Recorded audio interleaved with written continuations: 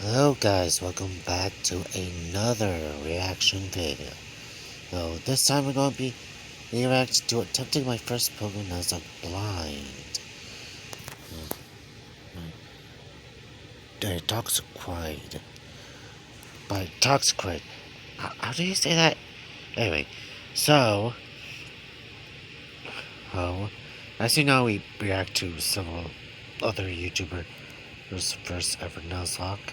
So, without taking any longer, let's get into the video. The Pokemon Nuzlocke, probably the most popular challenge on the internet, and yet here I am, never having done one despite playing these games all of my life. Today we're going to be testing how truly stupid I am, going into Pokemon Shining Pearl and seeing if I can beat the game with this restrictive rule set.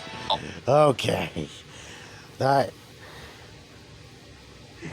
Okay, this is going to be a wild ride, I can tell. Also, I'm going in completely blind. Yeah, it's going to be one of those runs. For those who need an explanation on what the rules are, in this playthrough, you can only catch the first Pokemon in an area, you have to nickname everyone you catch, and if a Pokemon faints, it is considered dead and can no longer be used again. In addition to these core rules, I'm adding a few of my own that you can see right here.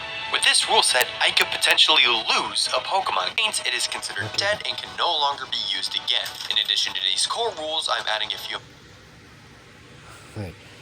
No duplicates, no drastic overleveling, no grand underground. Giant Pokemon can be used. Stack counters count. Don't get too attacked. My own that you can see right here. Oh. With this rule set, I could potentially lose a Pokemon game. Crazy, right? Yep.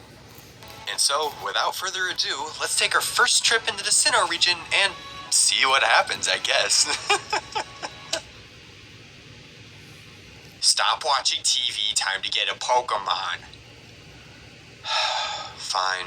Being dragged out of my own home wasn't something that was expected, but after leading the way to Lake Verity, we find a weird old dude and a girl finishing up a conversation and promptly leaving. Oh no, they left their briefcase behind. Since I'm not a criminal, I'll be returning this to their rightful owner. Oh hell yeah, give me those mons! Why are you like this? I find a pip-up in a briefcase, and something about this little twit here just got to me.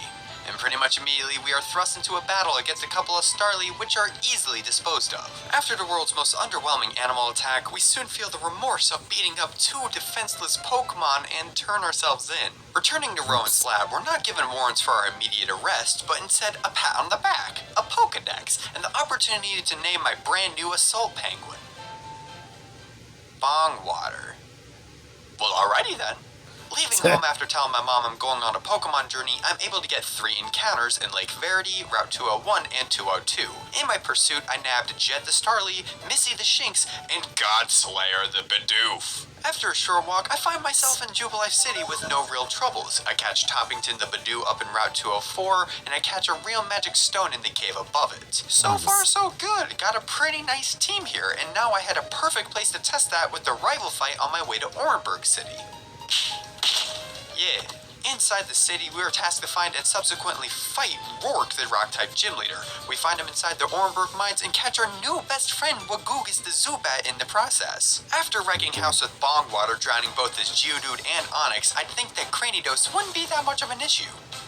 This is an issue. This Cranidos initially woke me into a shock that really wouldn't set in until later. This isn't just a one-to-one Diamond and Pearl remake. This is a remake with updated movesets, abilities, items, and stats.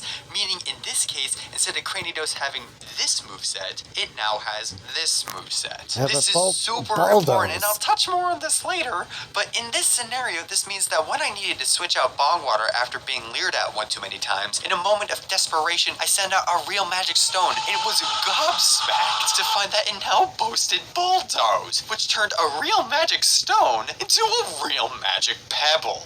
That's it. Pathetic. Bongwater, water gun. 1 badge down and 1 weak link out of my mind. Awesome. It wasn't a long walk to Floraroma, where I immediately disregard what I need to do and instead seek out Beaker the Shellos at Valley Windworks. While I'm here, I run into at Team least you have a Galactic backup. guarding a building and have to find a key. 5 minutes later, I return with the key, some honey, 2 big birds, and a beaver. Inside the Valley Windworks building is where Team Galactic admin Mars resides. Ruh-roh! Her Zubat and Perugly are notoriously tricky for early game material, and just my luck, Zubat started with a U-turn. I was facing her stupid pompous Garfield reject immediately. My attacks weren't That's doing much concerning. as is, so my best bet was to use Charm in rapid succession, healing her when needed and chipping away its health until it just died. After a tedious back and forth, Bongwater got the job done, and afterwards I sent out Missy to fry her Zubat. Mission accomplished. Next stop was Eterna City, where I immediately disregard what I need to do and instead find a Ponyta in the next route. He named Clip Clop. Charging into the next gym, I was pretty stacked overall. Having Yeah. Gugus, Clip Clop, and Jet means that there were no casualties and a pretty easy gym process. Because I Yeah. can now use the move Cut outside of battle, I'm Yeah, you have like 2 flying types. One of them poison, and you have 1 fire. make my way to the Eterna building that Team Galactic is occupying. After a few grunt battles, we turned a corner to find Jupiter, another Galactic admin. Her Zubat wasn't an issue, with Missy making short work of it. Now Stunt Tank, however, is another beast. For one, poison gas is an unforeseen issue, as I really didn't have any antidotes. So with all my Pokemon on low health, I needed to make a play that allowed for a clean switch to heal up another Pokemon. But Little Caesar stuffed crazy crusty stuffed with cheese. for ads, the only option I could think of was a sacrifice. And so I send out Wagugus to heal up Bongwater, and I think you know what happens next.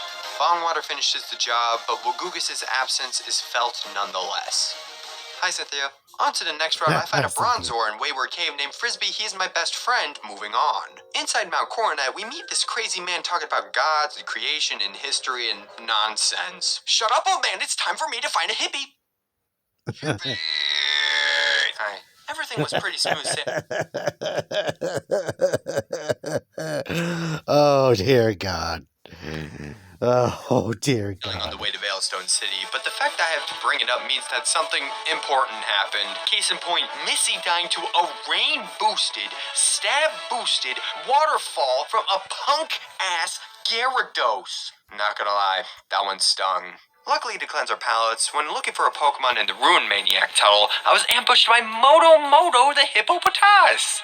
I think he likes me. On a less cool note, while training for Maylene's fighting type gym, I came in contact with a cheeky pseudo-wudo who, guess what? That's right, he crit Toppington with a Stone Edge and died. And before you smarmy people in the comments start piling on my decision, I was certain that Toppington could either A, take a hit from a rock type move as it's half effective, or B, outspeed it. So I have no idea how it killed him.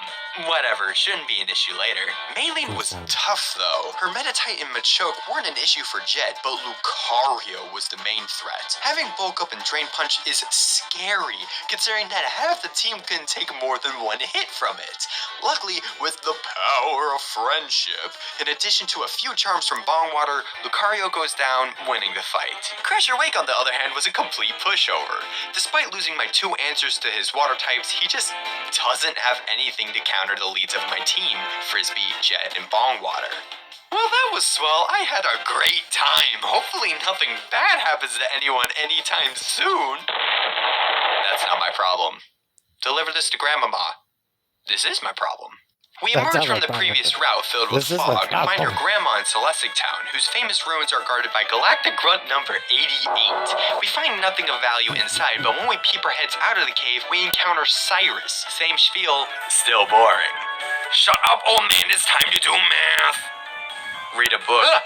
Fantina was a pretty easy win, nabbing me the Relic badge. At this stage in the game, all I'm doing is leveling up and evolving Pokemon. I make it to Canalave, take a boat to Iron Island, and grind up the rest of the team who are unevolved, which really just comes down to these goobers. Luckily, I was on par with all the Pokemon in the cave, so it's just a matter of grinding out some Graveler until Moto evolves into a Hippowdon. In any case, Byron's steel types were no match for Bongwater and Moto, scoring the Mine badge. Well, that was swell. I had a great time. Hopefully nothing else happens to anyone anytime soon. God damn it! Fuck it, I'm gonna read a book. Turns out Galactic detonated bombs at Lake Valor, and the three of us are now forced to go check it out. At the lake, we find Galactic admin Saturn and its Toxiquid, and we also had to head back to Lake Verity, find Mars, and our next destination is Lake Acuity. Gumbo was tasked to guard that area, but unfortunately some scientists are blocking the way, so we can only progress to Snowpoint. Snowpoint City houses the Ice-type gym leader Candace, so with a newly buffed up set of mons, this should be so easy that I'm just gonna skip.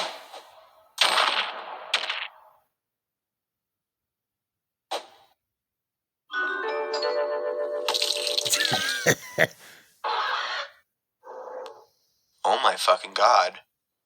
That was the last straw. Now you have pissed me off. You don't just kill bong water like that. You're not even an ice type.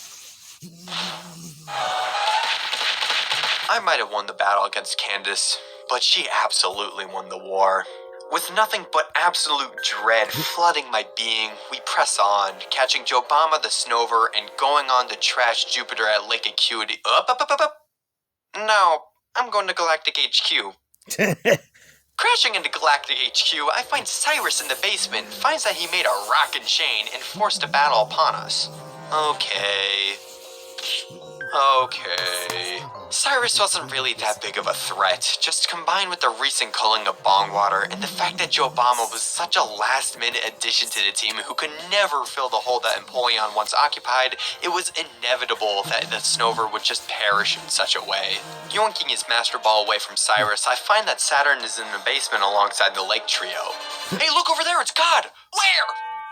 With the Lake Guardians free, we make our way to Spear Pillar and find Cyrus guarded by Jupiter and Mars. As I'm about to plow through them single-handedly, Gumbo catches up seemingly out of nowhere, and we fight them together. And I alone make short work of them alongside half of Gumbo's team. Seriously, why do you still have a Munchlax, Buizel, and Ponyta despite being at such high levels? Hey, remind me again who killed Bongwater? Cyrus summons Palkia, the Pokemon that controls space, and is under Cyrus's control because of his aforementioned dope-ass chain.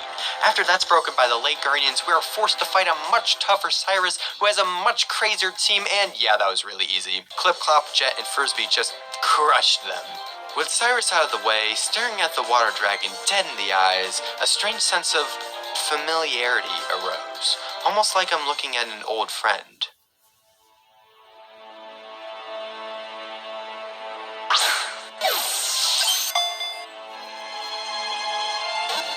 Why, hello there. I'm glad you're back, Bongwater. With Galactic thwarted and the party re-energized, we find ourselves at Sunyshore City, the site of the final gym in our journey. We find Volkner, bring him back to his gym, and proceed to kick his shit in, easily thanks to Moto and Hippie. Awesome, we got the final gym badge, time to head to the Pokemon League.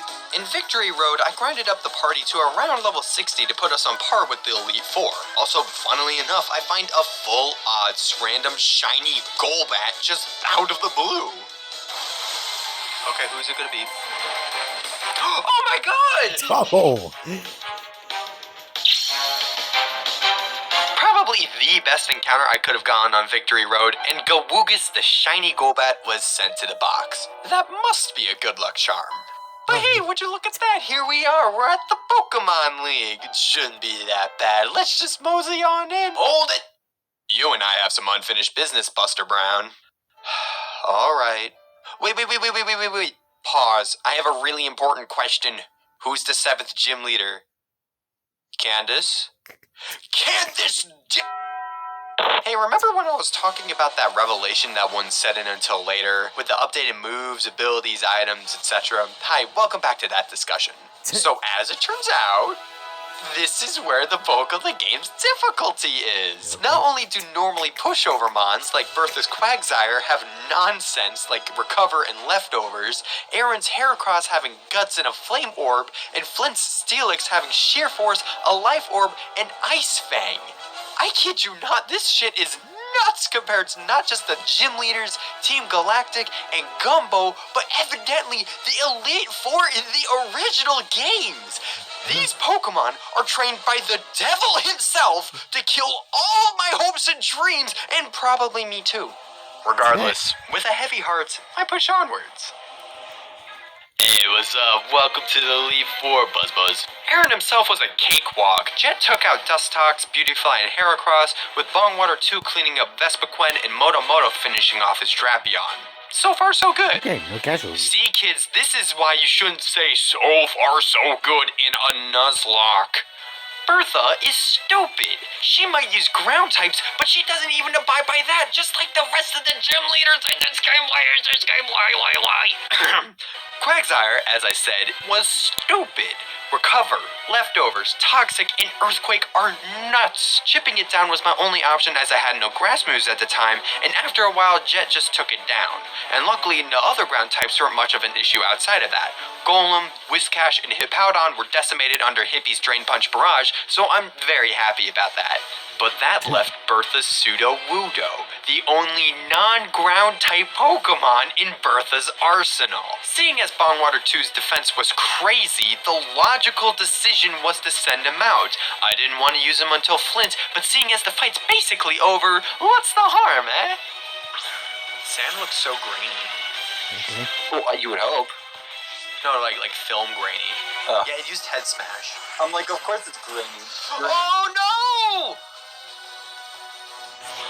How much health you was would that? No, like film grainy. Yeah, it used Head Smash. I'm like, of course it's grainy. Oh, almost full health. Almost full health. Bongwater's dead. Oh, would you look at that? A death in the Elite Four, right before the fire guy, the water dragon. In any case, Flint time. Okay. Jet was the play I had, setting up double teams and using Fly to stall out moves from Pokemon like Rapidash, Steelix, and Drifblim. So I did that with Rapidash, got real far with the Drifblim, but Steelix was another beast. After a close combat, I got careless in forgetting that it lowered your defenses. Steelix hits like a truck, and even after 4 double teams, Lady Luck just wasn't in our favor. One Iron Tail, and Jet falls. Struck by grief, the heat-proof Frisbee avenged his fallen brethren, finishing off Flint. Lucian was up next, and having psychic types made him a real big pain in the ass to begin with. Luckily, a majority of his Pokemon died by Hippie's hand, but when it came to his ace, Bronzong, things went slightly differently. Well, that's ironic. At this point, Frisbee has had enough of this nonsense, smacking Bronzong's shit in, winning us the fight. I can't believe it. We're here at the champion. Our mighty army reduced to Moto, Clip Clop, and Frisbee, the survivors. Cynthia's waiting, Oh, bucko. dear God. Time to finish our journey. Only one thing standing in our way. Hey, what's up, big man? Ready for the hardest battle of your life? Might as well. Ready? Ready. Let's jam. Alright! So as it turns out, the power of friendship is just a myth. I completely lost. An honorable death, but you know what? I had fun. I stood no chance against her monster of a team, but honestly, this was... Okay. So I guess this is the end of his Nuzlocke, so I hope you guys like this video. Go down, like, subscribe, ring that bell, share this video with a friend, and see you guys in the next video.